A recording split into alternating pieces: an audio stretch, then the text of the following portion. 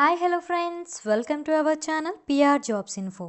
Friends, మన ఛానల్లో రోజు అప్డేటెడ్ నోటిఫికేషన్స్ యొక్క కంప్లీట్ ఇన్ఫర్మేషన్ అయితే చెప్పడం జరుగుతుంది ఫ్రెండ్స్. కాబట్టి డైలీ మన ఛానల్ని ఫాలో అయ్యి అప్డేటెడ్ నోటిఫికేషన్స్ యొక్క ఇన్ఫర్మేషన్ అయితే తెలుసుకోండి. అలాగే రైల్వే గ్రూప్ డి నోటిఫికేషన్ వచ్చినప్పటి నుంచి ప్రతిరోజు రైల్వే గ్రూప్ డి యొక్క అప్డేట్స్ అయితే మన ఛానల్లో డైలీ అప్లోడ్ చేస్తున్నాం.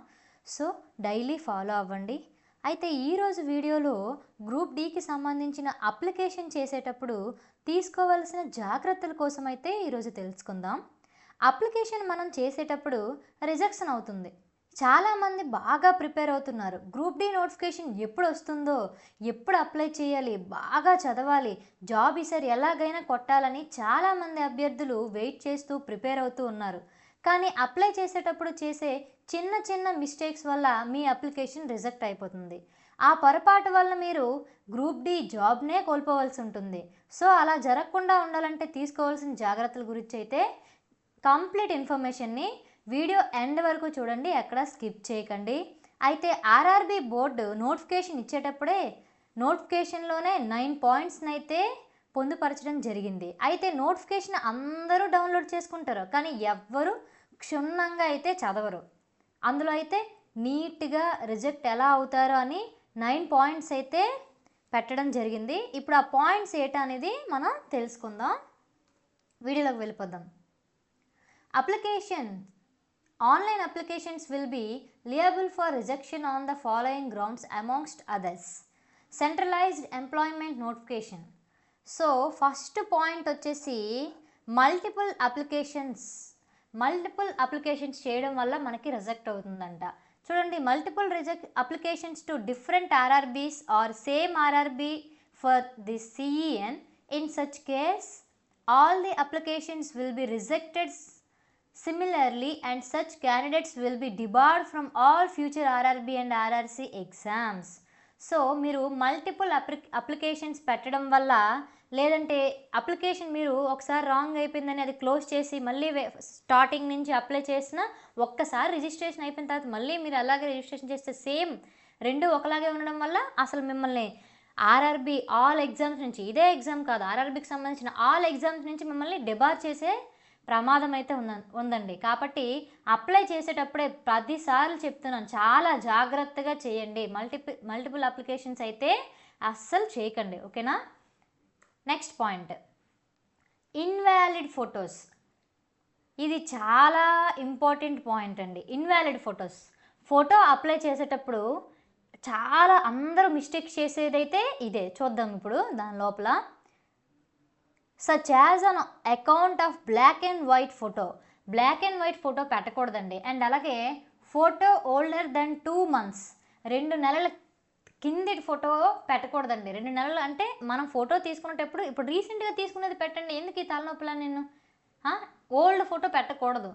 అండ్ ఫోటో వేరింగ్ క్యాప్ పెట్టింది అంటే టోపీ పెట్టుకున్న ఫోటో అనేది పెట్టకూడదు. అండ్ గాగుల్స్ అంటే మీరు గాగుల్స్ పెట్టుకుంటారు కదా, కళ్ళద్దాలు, అవి పెట్టుకొని ఫోటో తీసుకోకూడదు. And helmet, hat, dark glasses, helmet పెట్టుకొని ఫోటో తీసుకోకూడదు, క్యాప్ పెట్టుకొని ఫోటో తీసుకోకూడదు. అండ్ డార్క్ గ్లాసెస్ అంటే మీరు స్టైల్కి పెడతారు కదా, ఆ గ్లాసెస్ కూడా పెట్టుకొని ఫోటో తీయకూడదు. And photos which are discard, small size photo కనిపించండి, బ్లర్గా ఉన్నది, స్మాల్ సైజ్ ఫోటో, ఇలాంటివి పెట్టకూడదు. అండ్ అలాగే ఓవరాల్ ఫ్రేమ్ సైజ్ ఫోటోలు పెట్టకూడదు. అండ్ డార్క్గా ఉన్న ఫోటోలు పెట్టకూడదు. నాన్ వైట్ బ్యాక్గ్రౌండ్ వెనకాతలు ఏ బ్యాక్గ్రౌండ్ ఉండకూడదు. ఫుల్ బాడీ ఫోటో అంటే ఫుల్గా మీరు పైనుంచి కింద వరకు తీసుకున్న ఫోటో కూడా పెట్టకూడదు. And photo showing only one side view of the face అంటే మీరు ఒకవైపు మాత్రమే కనిపించేటట్టుగా ఫోటో ఉండకూడదు. తర్వాత అన్రికగ్నైజబుల్ ఫొటోస్ అంటే మీ మొహం గుర్తుపట్టలేనట్టుగా ఉన్నా అది పనికిరాదు.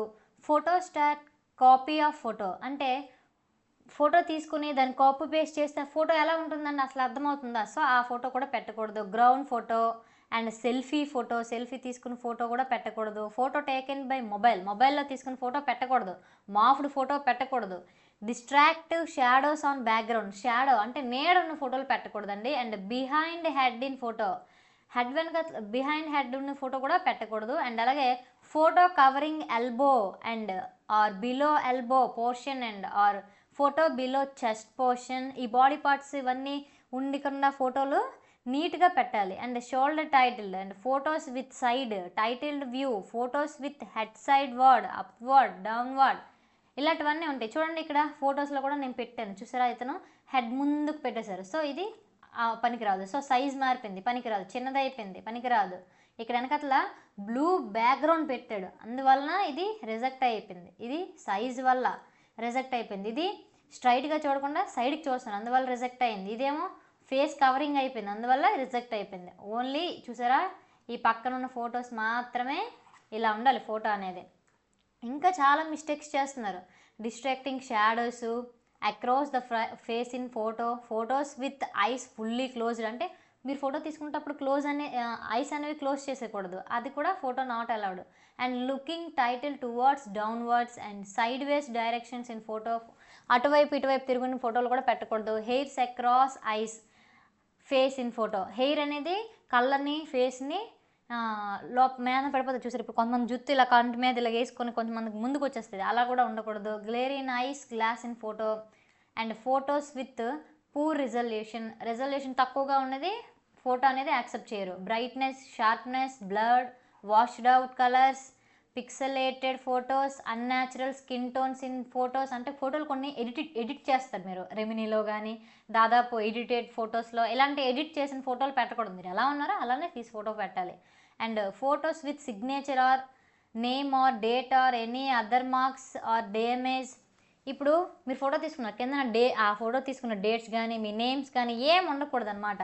And next inverted image in photo, blank image in photo and online application without photo లేకుండా పెట్టినా మీకు ఏమవ్వదు, బ్లాంక్ ఇమేజ్ పెట్టినా అసలు యాక్సెప్ట్ చేయదు. సో మీ అప్లికేషన్ రిజెక్ట్ అయిపోతుంది. సో ఎటువంటి తప్పు జరగకుండా ఫోటోని కరెక్ట్ సైజులో నార్మల్గా పాస్ ఫోటో తీసుకొని అప్లై చేసేటప్పుడు జాగ్రత్తగా పెట్టుకోండి. Okay guys.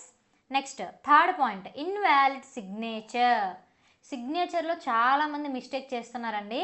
Such as use of block capital letters instead of running hand writing, poor resolution, incomplete image, incomplete signature, image other than signature, no signature, blank image.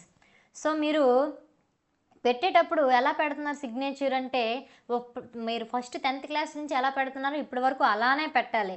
And first వేరేగా symbols కానీ కిందన smileys కానీ అవేవి పెట్టకూడదు అనమాట. And అలాగే photo పెట్టేటప్పుడు కూడా నీట్గా పెట్టాలి, తక్కువ రెజల్యూషన్లో పెట్టినా అది తీసుకోదన్నమాట. సో ఇన్కంప్లీట్ ఇమేజ్ అంటే ఇమేజ్ పూర్తిగా కాకుండా సగం పెట్టినా తీసుకోదు, పూర్తిగా ఫోటో అనేది పెట్టాలి. ఇప్పుడు సిగ్నల్ ఒక దాంట్లో పెట్టి దాని పక్కన వేరే ఫోటో పెట్టి అలా కూడా పెట్టకూడదు, ఒకే ఫోటోలో నీట్గా రాసి పెట్టాలి.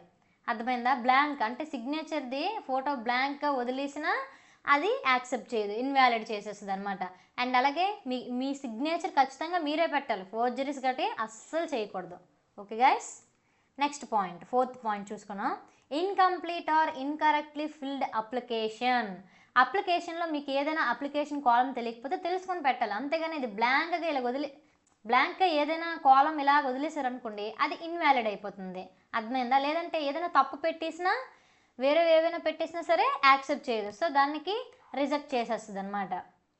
Next fifth point, not possessing the prescribed qualification for the posts as on the closing date for online submission of applications as on 22/2/2025. ఇక్కడ మెన్షన్ చేశారు చూడండి, 2వ నెల 22వ తారీఖు 2025 సంవత్సరం కల్లా మీ చేతిలో ఎస్ఎస్సి సర్టిఫికేట్ అనేది కంప్లీట్ అయిపోయి ఉండాలి, మీరు పాస్ అయిపోయి ఉండిపోవాలి. అంతేగాని నెక్స్ట్ 2025లో రాసి చేస్తాను అనేసి పెట్టుకున్న వాళ్ళు నాట్ ఎలిజిబుల్ కాదండి. అర్థమైందా? ఆల్రెడీ 2024లోనే మీరు పాస్ అయిపోయి ఉన్న సర్టిఫికేట్ ఉంటేనే మాత్రమే మీరు క్వాలిఫికేషన్కి ఎలిజిబుల్ అవుతారు, లేదంటే రిజెక్ట్ అయిపోతుంది. Okay guys. And next sixth point, over aged or under aged or date of birth wrongly filled. మీరు వాళ్ళు ఇచ్చారు సర్టెన్ ఏజ్ 18 to 36 years అనేది వాళ్ళు ఇచ్చారు, వాళ్ళు దానికన్నా మీరు ఏజ్ కొంచెం తక్కువ ఉన్నా ఎక్కువ ఉన్నా మీరు రిజెక్ట్ అయిపోతారు. లేదంటే మీరు తప్పు పెట్టేసినా సరే అక్కడ మీ ఆధార్ కార్డులో తెలిసిపోతుంది. సో మీరు రాంగ్గా పెట్టినా తెలిసిపోతుంది, మీరు ఫిల్ చేయకుండా వదిలేసినా సరే మీది రిజెక్ట్ అయిపోతుంది. అర్థమైందా sir guys? Next 7th point, candidates name figuring in the debarred list of any RRB RRC. ఇంతకు ముందు మీరు ఎప్పుడైనా ఆర్ఆర్బి ఎగ్జామ్లో కానీ ఆర్ఆర్సి ఎగ్జామ్లో కానీ ఒకసారి డిబార్ అయిపోతే ఆ లిస్ట్లో వచ్చేస్తారు అనమాట. డిబార్ లిస్టెడ్ అనేసి ఒక లిస్ట్ వాళ్ళు తయారు చేసుకొని ఉంటారు. మీ నేమ్ అనేది ఆ లిస్ట్లో ఎక్కడ ఫిగర్ అవుట్ అయిపోయినా మీరు డిబార్డే, మరి ఇంకా ఎగ్జామ్కి క్వాలిఫై అవ్వరు, మిమ్మల్ని రిజెక్ట్ చేసేస్తారు. Okay guys. Next 8th point, candidates who have been dismissed from service by the government of India, state government, PSU, any other government organisation. ఇప్పుడు ఏదైనా సర్వీస్ నుంచి మీరు ఆర్ఆర్బి లేదా స్టేట్ గవర్నమెంట్ లేదా సెంట్రల్ గవర్నమెంట్ నుంచి మీరు ఏదైనా సర్వీస్లో ఉంటుండగా మిమ్మల్ని డిస్మిస్ చేస్తారనుకోండి, మళ్ళీ మీరు ఇప్పుడు అప్లై చేసుకోవడానికి అవ్వదు. ఖచ్చితంగా ఆ లిస్ట్లో మీరు నేమ్ వచ్చేస్తుంది, మళ్ళీ మీ అప్లికేషన్ అనేది రిజెక్ట్ అయిపోతుంది. And next 9th point, any other irregularities which are observed and considered as invalid by RRB. మీరు ఏమైనా తప్పులు చేసి దొరికిపోయినప్పుడు అది ఆర్ఆర్బి ముందు గమనించినా లేదంటే ఆర్ఆర్బి పరిగణలోకి వచ్చినా మీ నేమ్ దానికి ఫిగర్ అవుట్ అయిపోతే మీ అప్లికేషన్ రిజెక్ట్ అయిపోద్ది. Okay guys, thank you guys. ఈ వీడియో కనుక మీకు నచ్చినట్లయితే ప్లీజ్ లైక్ అండ్ షేర్. ఇలాంటి వీడియోలు ఇంకా కావాలనుకుంటే వెంటనే పిఆర్ జాబ్స్ ఇన్ఫో ఛానల్ని సబ్స్క్రైబ్ చేసుకోండి.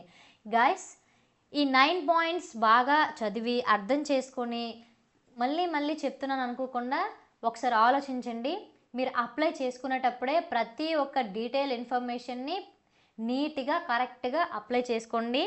ఫొటోస్ కానీ సంతకం కానీ ఏదైనా కరెక్ట్గా ఇవ్వండి. అండ్ మీ సర్టిఫికేట్స్ కూడా కరెక్ట్గా జతపరచండి. అండ్ అలాగే మీకు ఇంతకుముందు వీడియోలో చెప్పాను, ప్రిపరేషన్ ప్లాన్ కూడా చెప్పాను.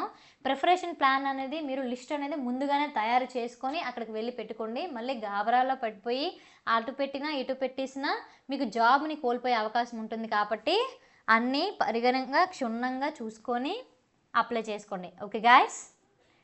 అండ్ మీకు ఏమైనా డౌట్స్ ఉంటే కామెంట్ బాక్స్లో కామెంట్ చేయండి, లేదంటే డిస్క్రిప్షన్లో వాట్సాప్ లింక్ ఇచ్చిన గ్రూప్లో జాయిన్ అయినా మీ డౌట్స్ని అందులో పొందుపరచండి. Thank you.